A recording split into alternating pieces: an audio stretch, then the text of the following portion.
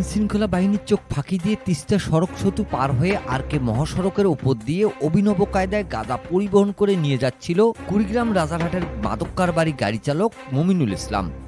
তবে রংপুরের কাউনিয়া থানা পুলিশের চোখ ফাঁকি দিতে পারেনি মমিনুল। 3 কেজি গাঁজাসহ তাকে আটক করে পুলিশ।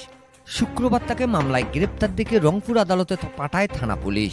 মমিনুল ইসলাম কুড়িগ্রাম রাজারহাটের চাকিরপশার ইউনিয়নের জয়দেব হায়াত গ্রামের মৃত মোতালেব উনশির ছেলে। কাউনিয়া থানার এসআই শাহানুর আলম সরকার জানায়, পুলিশের কাছে তথ্য আসে একটি গাড়িতে গাঁজা পাচার করে রংপুরের দিকে নিয়ে যাওয়া হবে, যার ভিত্তিতে ঊর্ধ্বতন কর্মকর্তার দিক নির্দেশনায় শুক্রবার দুপুর 12টার দিকে তিনি সহ সঙ্গীয় ফোর্স উপজেলার বালাপাড়া ইউনিয়নের শাহবাজ এলাকায় পরিত্যক্ত ফিলিং স্টেশনের সামনে আরকে মহাসড়কের চেকপোস্ট বসিয়ে মাদক বিরোধী অভিযান পরিচালনা করেন।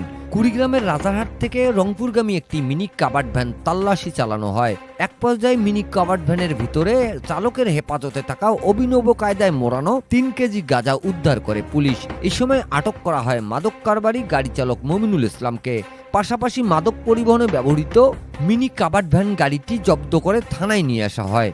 এ ব্যাপারে থানায় মাদক আইনের ধারায় মামলা হয়েছে বলে জানান এসআই শাহানুর আলম সরকার।